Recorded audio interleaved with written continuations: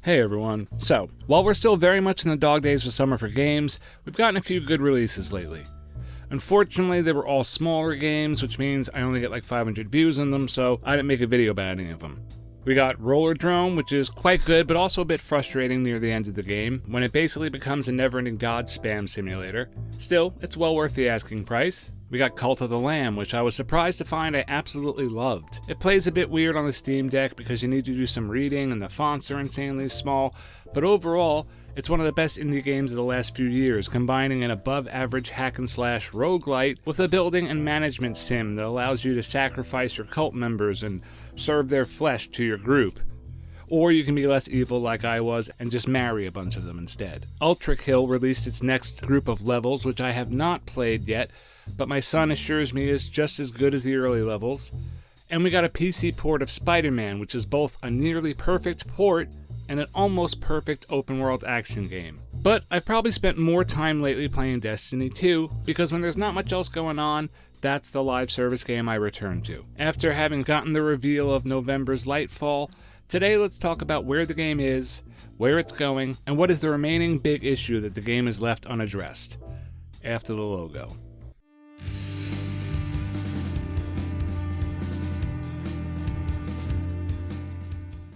So much Destiny. I have played a ton of Destiny going back to the original in 2014. At the time, I was running my own roofing business in the evenings and weekends so that I could stay home days with my youngest kid while my wife went to college. This left me with an enormous amount of free time and almost zero disposable income. I had played Warcraft from launch until Warlords of Draenor, but the game had finally outpaced my computer and there was no possible way to upgrade it. Plus, I couldn't afford the monthly subscription anymore, and, luckily, I truly hated the expansion anyway. It pretty much ended any desire I had to keep playing, and I have not been back since. But for Christmas of that year, I found a used Xbox 360 for $100 that I bought for my kids.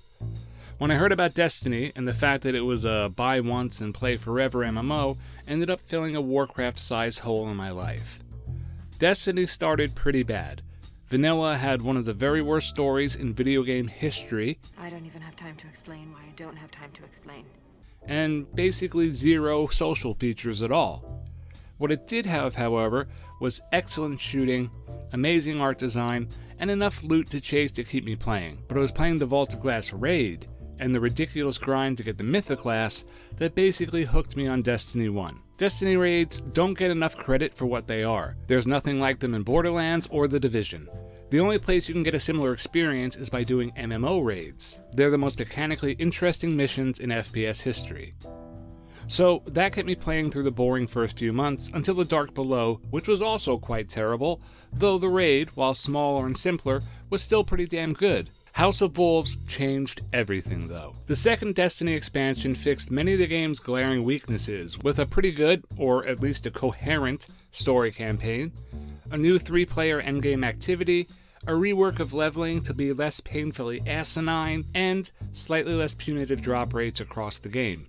Slightly less punitive. And from there, D1 got better and better. After The Taken King, which was basically perfect, there was a long content drought, but the game got better and better and ended its life as a great game with a ton of shit to do and a thriving community. Then, Destiny 2 broke everything. While the Red War campaign was large and made some degree of sense, the story was just awful. Annihilator of suns, raiser of 1,000 worlds, slayer of gods and conqueror of the light, I am God! And every massive quality of life change the players had won over 3 years was rolled back and made even worse. Curse of Osiris was such garbage that it made me create a YouTube channel, and for the first time ever, to stop playing. Curse of Osiris was Destiny 2's Warlords of Draenor, except it happened like 3 months after the game came out. It was boring, overpriced, low-effort trash. It makes me angry thinking about it to this day. While it's frustrating that D2 had to go through the exact same development pitfalls as D1, it's also true that exactly like D1, things started to turn around with the second small DLC, Warmind, and then they were basically fixed with the Forsaken, the first major expansion, just like Destiny 1. Since Forsaken, D2 has made steady progress, turning itself from a half-baked MMO to a trend-setting live service game. The last year in particular has fully crystallized D2, so now we basically know what we're getting with every season and release. And now we're in the final months of Witch Queen, it's time to see where we're at and what remains to be done. Better setting expectations. If there's one thing I learned from Destiny 2, from launch through Beyond Light, it's that Bungie will always deliver less than you thought they were going to. This isn't a critique of the developers so much as one of the marketing cycle and inconsistency the game was plagued with.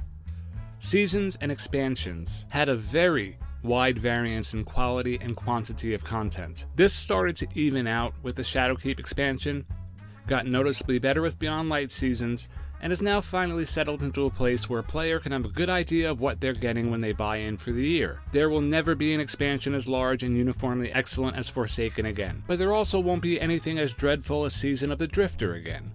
Instead, we've now settled into a place where we can be certain the expansions will be somewhat similar to Beyond Light, and the following seasons will be good or mediocre depending on how decent the seasonal activity is. Bungie has finally gotten its storytelling up to a place where it's at least consistently interesting, if not particularly excellent, in the game. Still, it's consistently given out through dialogue and cutscenes, characters are involved, and sometimes developed, and then there's an actual narrative reason to play each season. Those narrative payoffs are small and time-gated behind each week, but they're certainly interesting enough to be worth playing for. Simply knowing what you're getting for your money is a big step forward and deserves praise.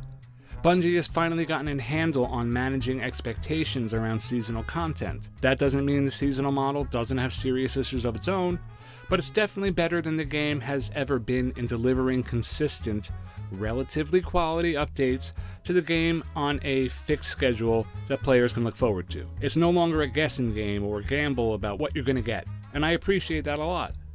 Now, the question is whether there's enough content to justify the amount of hours D2 wants you to commit. And there, I have to say, the answer is complicated. It blows my mind when, like 3 days into a season, I see someone with 150 Battle Pass levels. Because the truth is that Destiny simply isn't set up to be played like an MMO. The great strength of MMOs is the sheer breadth of the content and the robust social experience you get. Eventually, playing WoW or Guild Wars, you arrive at the end game. But the journey there is long and broad. Huge open worlds, chance encounters with other players, social systems that actively drive you to become friends rather than making it a pain in the ass. Destiny 2 has a lot of stuff to do, but it simply isn't comparable to an MMO.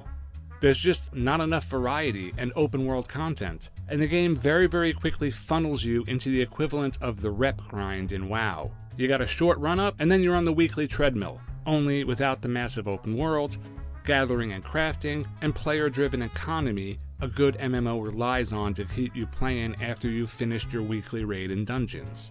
Still, D2 is able to provide a few weeks of interesting content every season.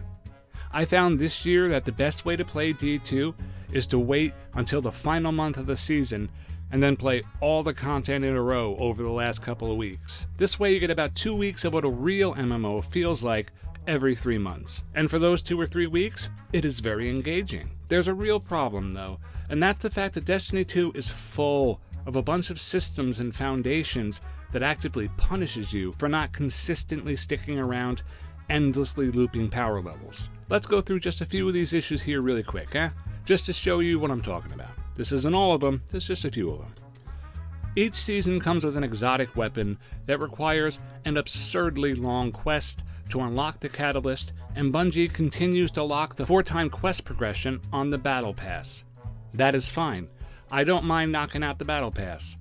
The issue is that the 4-time progression disappears once the season ends, and when you unlock it again the next season, it only works for that new season's exotic, which means unless you spend weeks working specifically on that weapon, you will end up with something like this, where it will take 400 strikes to complete, and just playlist strikes, as for some incomprehensible reason, Nightfall strikes don't count.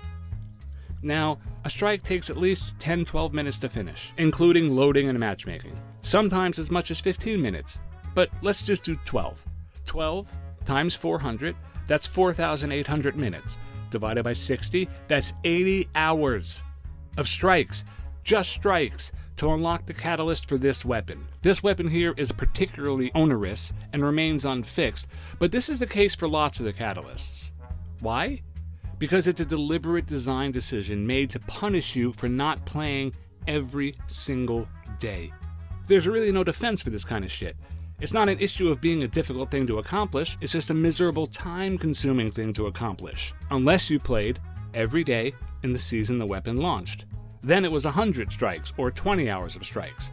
Which is still horrendous, frankly, but less putridly inexcusable. Then of course there's the fact that Destiny 2 has fully bought into the borrowed power design philosophy. WoW is actually the one who kind of popularized this whole thing as far as I know. In Mists of Pandaria, which was, in my opinion, WoW's best expansion, just ahead of Wrath of the Lich King, players got to the endgame and then could acquire a legendary cloak, which required an absurd amount of effort for a significant bump in power.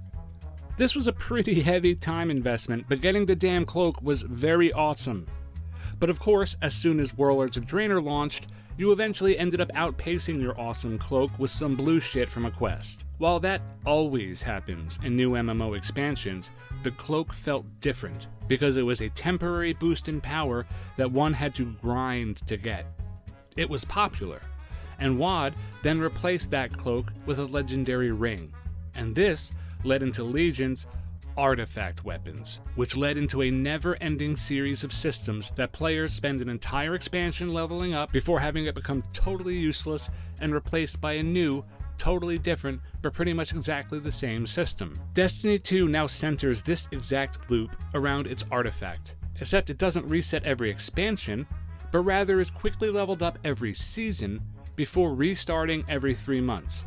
They use this artifact to shake up the meta, but it ends up feeling pretty bad to have builds appear and disappear every 3 months, and to have to re-earn the ability to stun champions with a very specific group of weapons. I actually don't hate champions like everyone else seems to, but I very much don't like being funneled into a set loadout for 3 months every time a new season comes.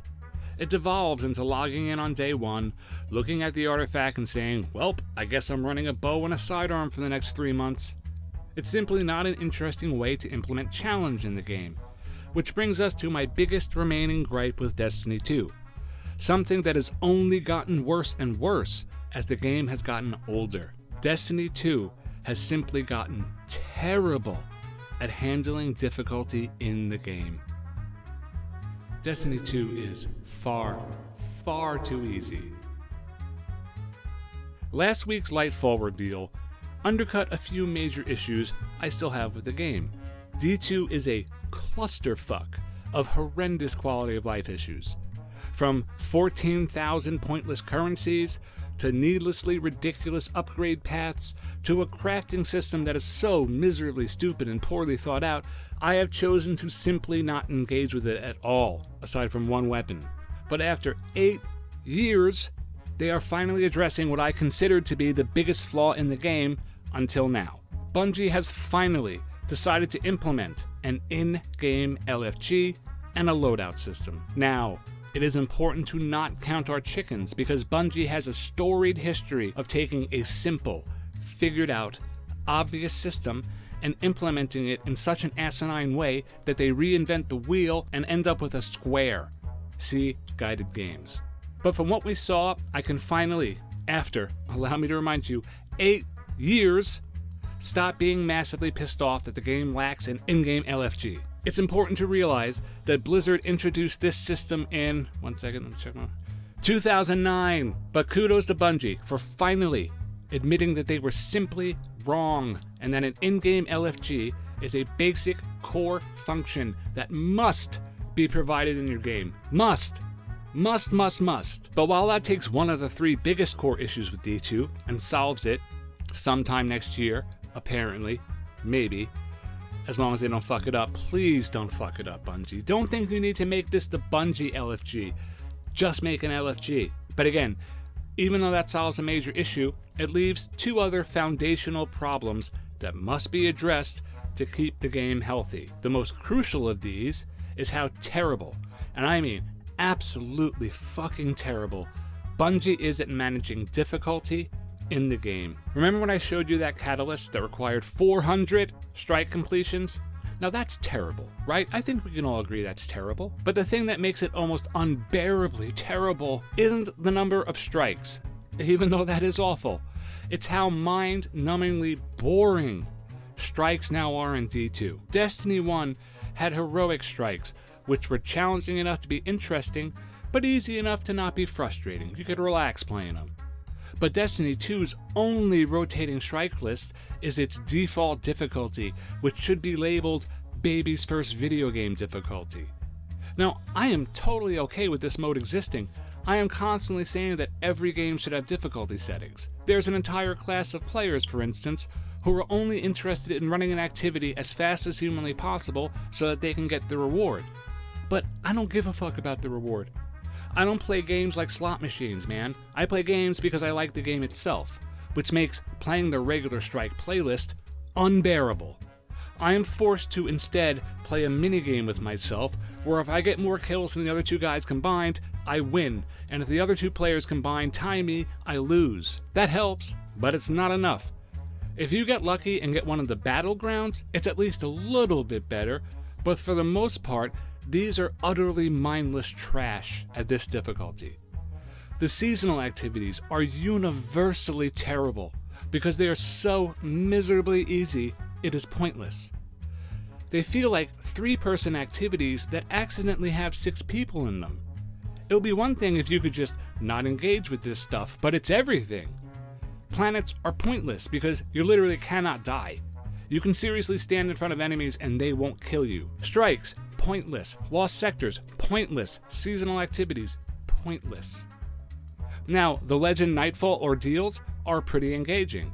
It's still unlikely you'll die unless you play stupid, but everything is at least a threat and you need to pay attention. It feels good. But it's 1 fucking strike a week. 1. The ordeal playlist needs to rotate all Nightfall strikes, so you don't have to do the same fucking one 3 times a week and then not touch it again because you're bored. Then there's GM strikes, which are basically the Destiny 1 Nightfall strikes. Currently, I have no interest in them because using the out-of-game LFG is annoying and inconsistent. But even when I do play them, they're not very fun. Tons of enemies one-hit kill, making entire weapon classes useless to the point the strategy for every single one of these strikes is cower behind cover and peek shoot enemies until they're dead. When you add in the insanely restricted champion system, the horrendously awful locked loadout system, and the toxically unfun match game system, you end up with something that is indeed quite challenging, but also insanely unfun. I liked D1 Nightfalls because they were an extremely rare form of difficulty in the game. But in D2, every activity is either baby's first video game, or you form your own group, extinguish, match game, locked loadouts, champions, one-hit kill, peek shooting. Every single one. Which means D2 functionally has 2 difficulties, outside of the Legend ordeal. So easy it's horrendous, or obnoxiously tedious. Master Lost sectors are the same thing until you hit 1580 power, at which point they become significantly easier, but still require match game, and locked loadouts, and champion mods. It sucks. It totally sucks. Now, there are precisely 2 other places where the game gets difficulty correct.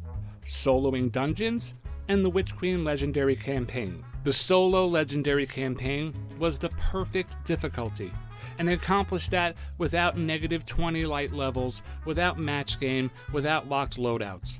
It was basically perfect. Each mission could see you die once or twice until you figured out a plan, but enemies weren't one-hit killing you. Likewise, dungeons, once you're at level recommended, are about perfect difficulty, aside from it being annoying as fuck to have the boss have 3 times too much health, and the mechanics being clearly designed for 3 players. In a Legendary Campaign, Bungie had finally implemented scaling for how many players there are, but that is the only place in the game they do that. Listen, the Legendary Campaign, that needs to be the base difficulty for the entire game. That's what everything, from the planets, to seasonal activities, to strikes, to raids, should feel like. The vast majority of players should always be playing at that difficulty and have the option for either the easy mode or the master difficulty. As it stands now, I simply cannot keep playing because almost nothing in the game is hard enough to be enjoyable while being easy enough to not be a frustrating slog. Lightfall will have a legendary campaign again, which is great, but it's not enough. All of the standard match-made activities need to feel like that. Every seasonal activity quickly becomes so damn boring. The Strike playlist is just unplayable in its current state, and needing to LFG for a group to do any content beyond Baby's first video game is a horrendous waste of time. I don't need people on comms to play the equivalent of D1 heroic strikes. Wrapping up. Listen, it's important to give Bungie a ton of credit for everything they've gotten right over the last few years. The game plays faster than ever. The story is much improved, there's consistently stuff to do, and they're finally adding in several crucial quality of life features that it's inexcusable took 8 years to implement. But they're doing it. The legendary campaign was great, and the game runs better than it has since launch. They've added crossplay, a finally functional armor mod system, and a ton of new perks. All that stuff is great, but the game still has a rotting hole at its core.